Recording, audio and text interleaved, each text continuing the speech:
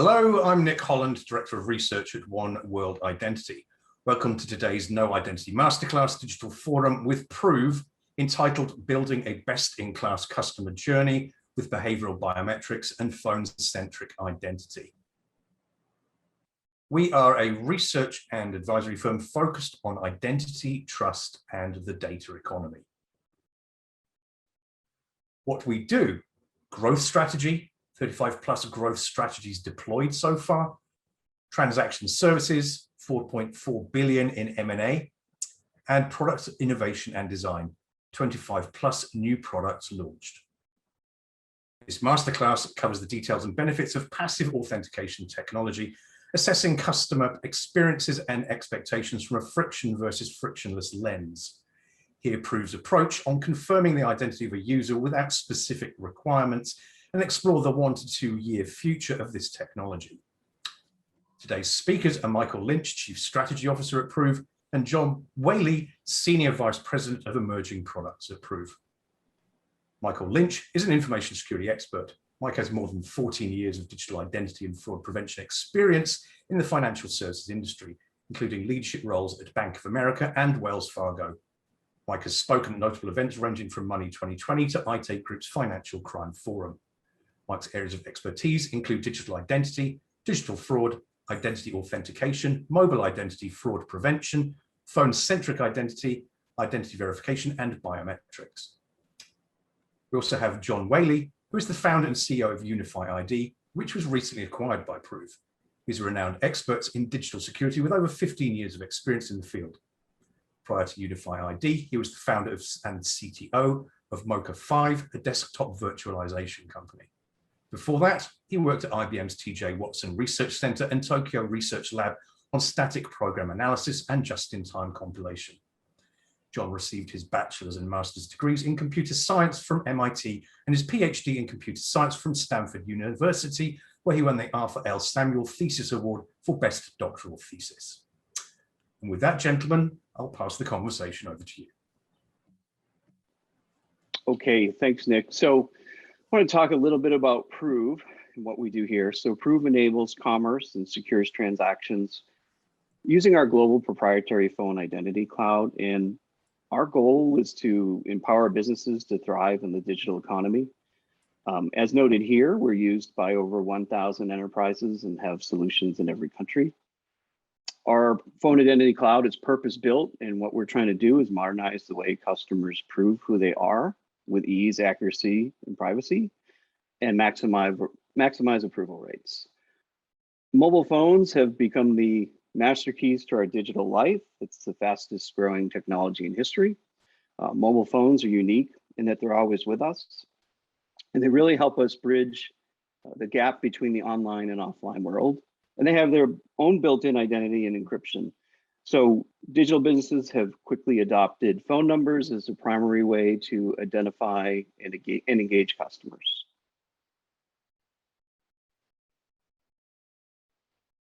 So we're going to talk today about best-in-class use cases, building the best customer experience. Here is a quick preview that we'll talk about later in the slides, our innovative use cases. And I think what I would say is, in the old way of thinking, I think we started in a place of digital mistrust. But if we can get to that place of digital trust, and if we know that what the consumer's identity is quickly and passively, we start to open up brand new innovative techniques. So when we have more identity confidence, and when we start to remove that fraud lens by securing digital trust, we enable more commerce, we grow revenue, we increase customer loyalty. And so Prove has some unique capabilities, and we enable processes such as pre-approval. We passively recognize the phone interacting with your mobile app. We have unique ways of determining the identity of the user of the phone. And that lets us offer things like pre-approved credit to creditworthy customers. We can increase approval rates by pre-filling consumer applications with just a phone number and one other piece of information. And that's the simplest, most accurate, customer-friendly way to increase application throughput and application approvals. We enable social commerce securely. And we can create experiences such as scanning a QR code on your TV and instantly pre-filling an application. And we're finding we've developed new and better ways to secure other industries such as crypto and healthcare. And really, it all starts with aligning the best-in-class identity and authentication techniques behind the scenes. So identity is the key. So as I just explained, identity is the key to building that best-in-class customer journey. It starts with using the right data integrated the right way and moving away from some of the legacy techniques where identity was centered upon name, address, and government ID.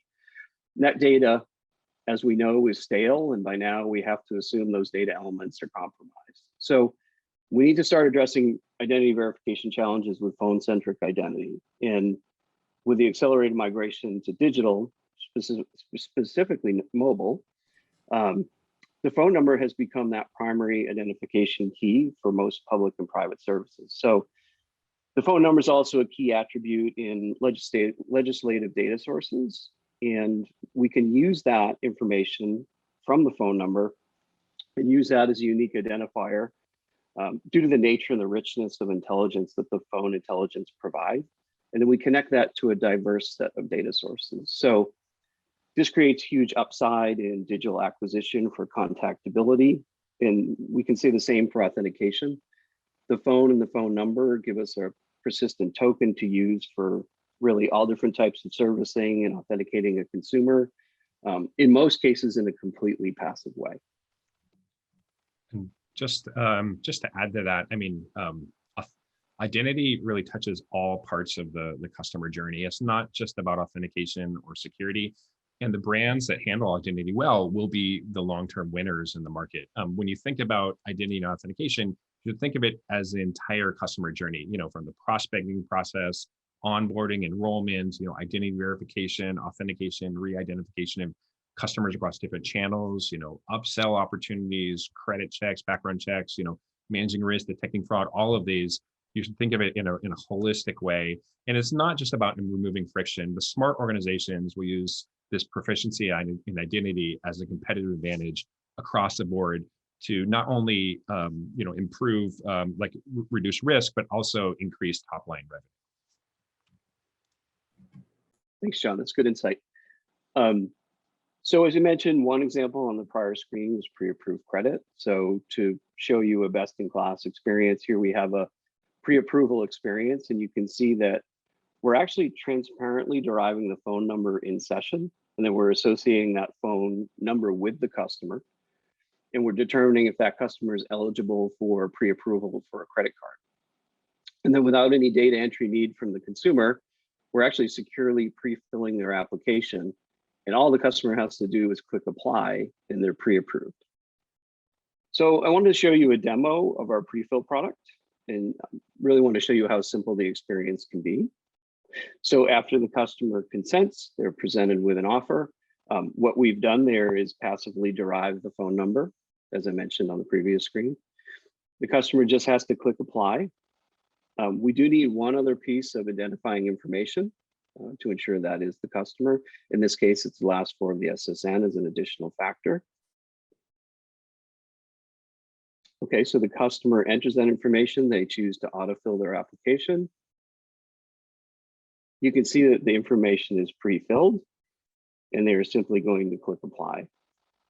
And what we have seen is that those that don't choose to pre-fill are the ones usually that are the fraudsters, but a high percentage of customers do choose to pre-fill. So I've moved on to another example, and this is our QR code pre-fill. And it's just another example of best-in-class customer experience. This is an example of a television ad with a QR code, and a consumer can scan to apply for an auto loan. For the audience today, you can actually try this yourself. You can scan the QR code in the presentation, and that's going to take you today to Proof site to learn more about Proof Prefill. For the real customer experience, that would actually be taking you to the prefill application, and the customer could simply click apply now. So I want to talk a little bit about the shift in the industry, and I'll let John weigh in a minute. But we started with obviously things like one-time passcodes, and we've known in the market for a long time that those come with risks and vulnerabilities, but they're going to last a while because that is the lowest common denominator. Almost anyone can receive a one-time code. So Prove has taken ways as an interim product step that we can fortify one-time codes. What we do is we check that you can trust that phone. That is one technique to fortify OTP. Another is to send a contextual link that can't be compromised or redirected. And that's sent only to the known consumer's phone so that we know that they are in possession of that phone. The context of what they're approving or attempting to approve helps them know it's a legitimate secure link. But that is kind of the state right now at what we're calling MFA 2.0, but wanted to have John weigh in on MFA 3.0. Yeah, I mean, these traditional methods of MFA, things like SMS, OTP, even with improvements like fortifying that in various ways, or having additional certification that that the owner is it's going to the correct device. SMS still has some pretty significant downsides. I mean, first of all, there's cost and delivery issues, especially when you're going internationally, and in certain international markets, that can be a challenge.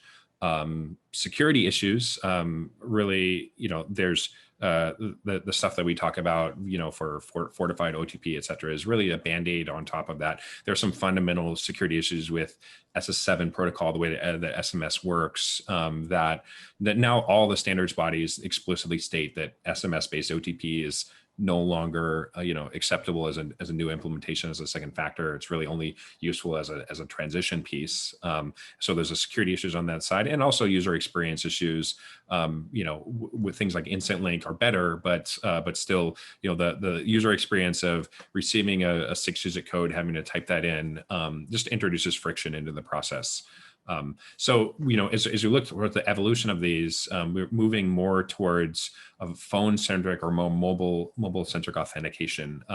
In cases where it's very possible now, using the technology that's within these phones, to be able to get a very high level of certification that, first of all, that the message is actually being sent to this actual device, and not being subject to SIM swaps or other types of attacks, as well as to know who the person is behind the device via techniques like behavioral biometrics, which look at what makes people unique, and by that and using the sensor data from the phone, you can actually authenticate the user behind the device, often with a very high level of accuracy, like accuracy that's on par with a physical fingerprint. So about a 1 in 50,000 false positive rate is very possible. And so this is just a clear evolution as we move from the early days of MFA to really today the best in class is to utilize the features of the mobile device to provide a much more streamlined and seamless experience for users. Okay, thanks, John. So I think, as John alluded to, we know OTPs aren't, but personally, someone that led authentication for a tier 1 company, it's still the lowest common denominator for that. It's something that nearly any consumer can use. So I think we're going to see OTPs lasting for a while for some consumers, even though we know it's a vulnerable security method. And John, I didn't know if you wanted to add anything there. No, I think it's, I mean, my only recommendation at this point is that anybody who's looking at any type of new implementation should look, at something other than SMS if you're going to implement something now. If you will always need, fallback, be able to fall back to things like SMS or even voice OTP, or, that you'll always need to have fallbacks for different circumstances. But any new implementations at this point, you shouldn't do you shouldn't pursue like a SMS, like one-time passcode approach. There are much better solutions that are cheaper, more secure, and a much better user experience than SMS OTP. Nick, did you want to add anything on this slide? So absolutely, Mike. This is some insights from a white paper that is actually being published very shortly between One World Identity and Prove.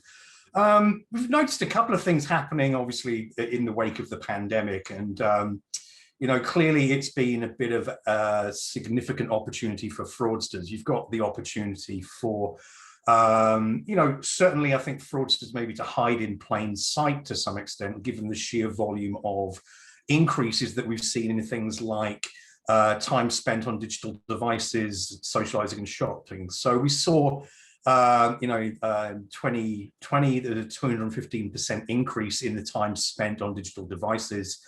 And then you saw also, I mean, again, there's always been this underlying threat of records being exposed on the dark web, but I think it was particularly prolific during the pandemic. There was a 652% increase in the number of records exposed on the dark web, coming from some of the legacy data breaches that we've seen in recent years. But it's certainly, I think an observation here is that, clearly account takeover fraud has been very lucrative, I'd say, for the fraudsters in the last couple of years. And certainly, I think as we're seeing things like PPP loans drying up in the US, again, it's back to business as usual for the fraudsters. I think certainly they know where the low-hanging fruit are, and it's certainly account takeover fraud, account opening fraud, and all the traditional areas with things like synthetic identity fraud as well. So, it's the pandemic's provided some opportunities for, as I say, seeing fraud evolve in real time, as you've had, again, this ability to hide fraud within the sheer volume of transactions and people spending time online. But certainly, I think it's clearly something that is a full-time job for these people, and they're not going to give it up very easily. Okay, great. Thanks, Nick. So here's one of the capabilities I mentioned before. This is showing you an instant link. And with instant link, you're sending a contextual link that can't be compromised or redirected. It can only be sent to the known consumer's phone, similar to something like an OTP, so that they're in possession of the phone. But that context of what that consumer is approving or attempting helps them know it's a legitimate secure link. So in this case, the customer is attempting to open a new account, and the secure link is sent to the legitimate customer's phone.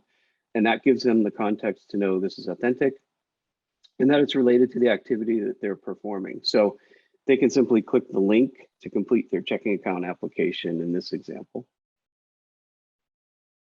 So I want to talk a little bit about mobile auth. So many of the techniques and optimal customer experiences we've shown so far rely on this capability behind the scenes. So Prove uses this technique to passively identify from the mobile carrier the device phone number in the user's possession. So our clients can use this signal from mobile networks, and it lets them verify that that activity is coming from an expected device.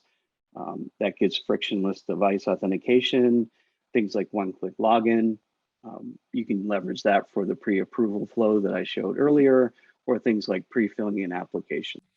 Yeah. So as I mentioned earlier, the newer way of doing this type of authentication, rather than using SMS and like a one-time passcode, is a push-based authentication. And so in this system, rather than you receive a text message that has a link that you click through, or a 6-digit code you need to type in, you receive a notification on your phone that gives you the full context of what the operation that's being attempted.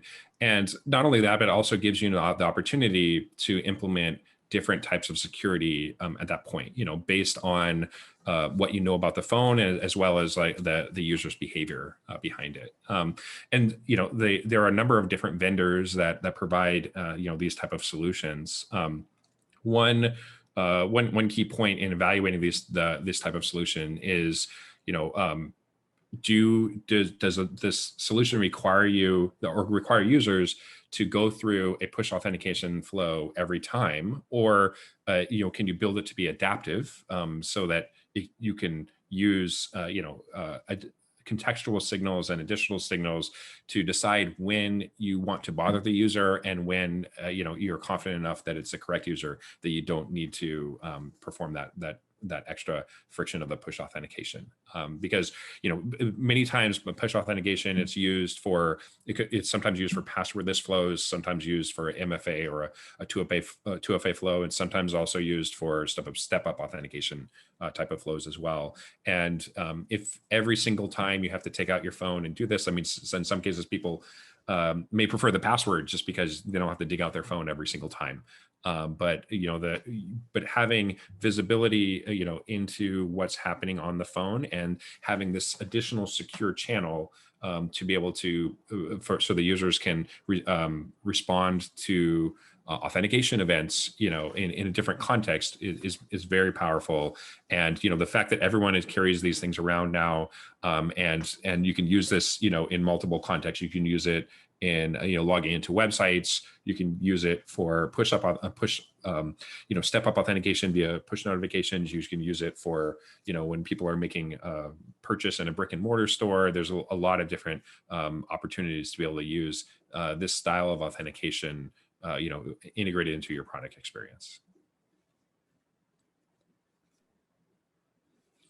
And so, like I mentioned, the power really comes around the mobile phone, and the fact there are so many sensors in these mobile phones. It really opens up a big opportunity to be able to utilize some of those signals in a passive way to seamlessly authenticate not only what device a call is coming from or a request is coming from, but who is the person who's holding that device at that time, leading to a much more streamlined user experience across many different channels. So, one thing that we offer is motion-based authentication. So it turns out that the way that you move, and in particular the way that you walk, is very unique to you.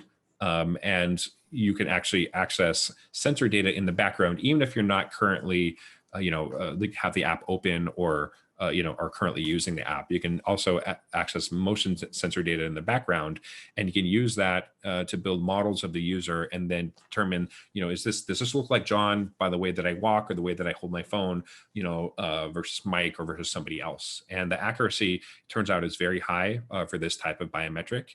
It's on par with a physical fingerprint, about a 1 in 50,000 false positive rate, just based purely on someone's unique motion. And because this runs in the background, you can use this. You don't have to use, you don't have to require the user to do anything explicit. They can just be themselves, and then there's enough that's unique about them and the way that they hold their device, the way they walk around and move with their device, that we can tell seamlessly who is the person behind the device with a very high level of accuracy. And because it runs passively, you can do this continuously. You don't have to. You don't have to require the user to do anything extra. And you can also use historical data as well. So your authentication decision doesn't have to be an instantaneous measurement of what's happening right now. You can look, what was happening 5 minutes ago, 10 minutes ago, 15 minutes ago, and use that to build a more informed authentication decision. John's going to take us through a quick demo showing gait and motion in action. Hi, I'm John Whaley, founder and CEO of UnifiED, and today I'm going to show you a demonstration of UnifiED's passive authentication technology.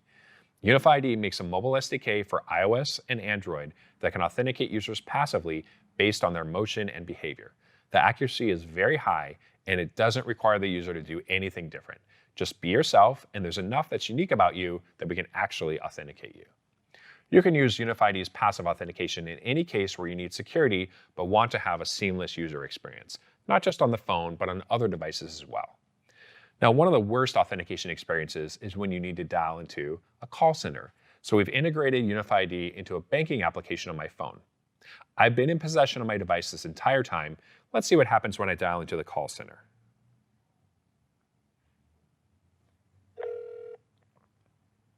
Hello, John. Thank you for calling in from a known phone. One question, how can we help you today? So with UnifiED, we know not only what device the call is coming from, but who is the person who's holding that device, leading to a much more streamlined user experience.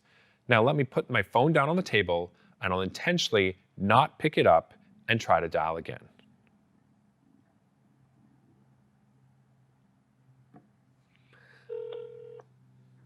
To protect the security of your account, we need to ask you some outdated questions that any hacker could answer. What is your date of birth? Could you verify the last time you made a purchase with us? No. See, that is the typical call center experience.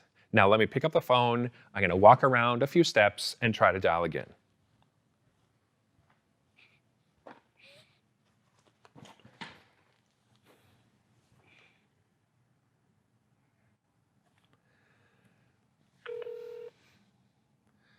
Hello, John. Thank you for calling in from a known phone. One question, how can we help you today? Now, how did that work? Well, we're using two signals here, your unique gait and motion, and also detecting when the phone's put down or out of your possession. It turns out your motion is unique enough that we can actually authenticate users with the same accuracy as a physical fingerprint based purely on their unique motion. And because it runs in the background, you don't need to be walking all the time or even have the app open or the phone unlocked. We can use motion data from 5, 10, 15 minutes ago and use that to make an authentication decision. This allows you to understand much more about the context and what the user is doing and incorporate that into an adaptive authentication policy. So this is just one example of how to use UnifyID's passive authentication service to authenticate users in a much more seamless way. Okay, so we want to go through some examples of putting all this technology together. In this case, we've talked a little bit about identity before, lots of innovative use cases. We're here to talk about best-in-class customer experiences. This waterfall is an example of how you do an authentication flow, how you can start out with completely passive techniques before you have to ask a user to take any action for authentication. So in the first half, in a customer login example on a known device, you might opt for two different flows. So one might be where the customer uses a physical biometric, but the other may be starting out completely passively with a behavioral biometric. So if the customer's motion matches the model for that user, there's no action for that consumer to take. You're using a something you are behavioral biometric paired with their something you have known device, and they're passively authenticated. But if there isn't a match on that behavioral biometric, you still have to leverage the known device in most cases. And then you just need one other factor for the customer to pass. So if for some reason we go down further in the flow and that's an unknown device, you can use mobile off, and that will help you determine the phone matches the expected phone number for the consumer. And if all those fail, you can take some action then, such as sending the customer a link with instant link and saying, click here to continue logging in. The second scenario, this is a really hard use case for auth and security experts to solve. So when a customer gets a new device, the issue is that many of the current approaches, you face a difficult problem. And you end up doing something like an SMS OTP to authenticate the customer because you can't trust the device. But with some of the technology John talked about, particularly with motion authentication, if a behavioral model exists for that consumer and you match that user ID to their unique motion, and that matches to their model, you can actually tell that's the true consumer or not based on that biometric. So you're really doing this completely passively, and you're solving one of the harder use cases in authentication with no customer action. So, more specifically, you're solving for device changes and SIM swap concerns. And those are really a high risk situation and difficult to solve for authentication professionals. So of course, if you can't identify them, you can try other innovative techniques such as push to their prior device, or you can use mobile off, which I've explained, or an instant link to verify them. So this is a view trying to show you some new ways to layer in authentication, start with the most customer friendly, best in class experience, and really the most passive experience until you go further down in the flow and the user may have to take some action. So I guess we've made it to the best practice list. So John, I'll kind of go through the first two very quickly and turn to you. I guess I'll say that we have the ability to use more passive techniques now due to innovation. And that's helping us build best-in-class customer experiences. And we're able to use those techniques whenever possible as we continue the migration away from some of the legacy technology like one-time codes. And John, I'll turn it over to you.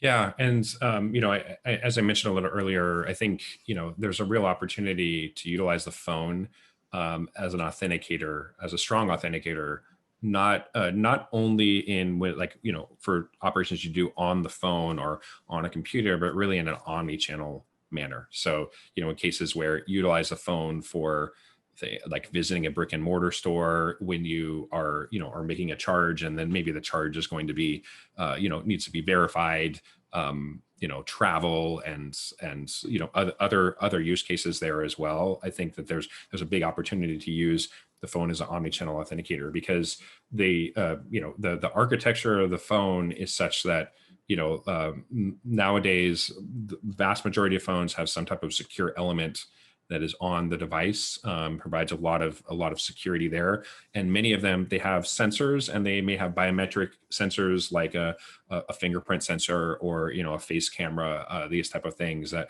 really provide a much more seamless way of authenticating in many contexts, and allow us to get away from using knowledge-based factors, or passwords, or these other more cumbersome or less effective forms of authentication. Another point around the best practice is you really have to understand the context of what the user is doing to build effective authentication strategies. And a key part of that is understanding what a user is doing before they are quote unquote in session, like before they visit your website or before they open your app. Because once they do that, typically one of the very first things they're going to do is they're going to try to log in, or they're going to try to authenticate. And if you're not using information prior to that, then you just don't have enough information to be able to have a good result. And which just necessitates you having to introduce more friction in the process, or just have higher fraud rates and higher false positive rates. When you are using the phone, there's an opportunity to be able to monitor the user's behavior even when they're not directly interacting with your service, just leading to a much more streamlined user experience. So because if you do this right, then before they even interact with their service, you already know that it's a correct user, based on their behavior, passive information, location, this other type of information there. If you're able to collect this in the background, you can actually get, you can actually make this a much more streamlined experience. So look for solutions that allow you to use information that's not just collected only in session, but also background information about out of session information as well. And then finally, focus on not just the device there, but authenticating really the person behind the device. There are many cases now where SIM swap attacks, they're not going to go away. They're only going to increase. Number porting attacks, et cetera. These attacks are not going to disappear. They're going to stick around, and they're going to grow. And not only that, but nowadays many people use multiple devices. I mean, they may be on a computer one day, a tablet, a phone, may have multiple phones. This is why it's also important to be able to have solutions that authenticate the person behind the device. This is where biometrics can often be a good solution for this. And it's far better than the type of knowledge-based factors that are more traditionally used. But the problem of like device fingerprinting. Okay, is this I'm pulling off hundreds of attributes off this device to figure out, is this the same device as it was before? These are becoming much less common nowadays. Most of the time that a device is one signal, but you also want to find out who is the person behind the device to handle these different types of more sophisticated attacks. Okay, thanks, John. Nick, wanted to turn it over to you and see if you had any questions. Yeah, absolutely. I think this is a fascinating presentation, and really, I find that the approach to Prove is really, again, very holistic in the way that you're able to scale up and scale down with your solutions based on the risk profile. Got a couple of questions really about, it sort of ties into that, but there's clearly this sort of balancing act when it comes to digital identity between security and the user experience. And obviously you want to find that sweet spot that resonates best with the customers, but also meets the risk profile or the risk tolerance of the organizations you're working with. So maybe if you could talk to me a little bit about the role of digital identity in this balancing act between safety and user experience. Sure. Yeah. I mean, I think that there, you know, we often talk about this balancing act, you know, like these things are at tension with each other. You know, it's like, well, in order to improve security, you know, we need to have a worse user experience, or, you know, that if we want to have a good user experience, that necessarily means that you have to, you know, the system has to be insecure. You have to, you know, tolerate, you know, fraud. The truth is that this is no longer the case. You know, the technologies that exist today are being deployed today through Prove and others, where there are a lot of great opportunities for getting the best of both worlds. You know, there are so many things that you can now do passively that you know, were not possible 5 years ago, are now not only possible, but are, you know, being deployed and, you know, at a wide scale at some of the biggest institutions in the world. So, Mike, I've got a question for you. I mean, there's a lot of obstacles to identity verification. You've been in this space for quite some time. What's been the most challenging to overcome? Yeah, great question. I would say in the identity field, I would call it fragmentation of identity attributes. So we have many different data sources, government and private, and that creates a significant barrier to foolproof identity verification. And most of those legislative data sources are static and use potentially stale data. And that results in some false outcomes in the identity assessment. So really, due to that possibility of stale and inconsistent data across different sources, organizations force customers into these cumbersome authentication and verification practices. So in the absence of any reliable single identity source in most countries, organizations have a difficult task. You know, they have to connect to multiple data sources. Apart from creating massive operational overhead, that also creates a negative customer experience. So I think, as we talked about today, you know, Prove is solving for that challenge by making the phone and the phone number the center of identity, and then connecting to other attributes as needed. So it's a different approach. I think it is very unique in market. I think it was necessary, and I don't think the legacy approaches still work. Okay, very good. Well, gentlemen, I find this conversation to be fascinating. Certainly demonstrates examples really are at the cutting edge there, I think, of identity verification. That concludes our master class for today. Thank you so much for joining us. For more information or to obtain a copy of this presentation, please get in touch with us at prove.com. So a quick poll. What did you think? Please share your feedback now. Thank you to our partner, Prove. Upcoming events. We have more investing in identity in August 24th, September 28th, and October 26th. Thank you for attending today's session. If you'd like to learn more about One World Identity and our offerings, please contact info@oneworldidentity.com. Thank you very much.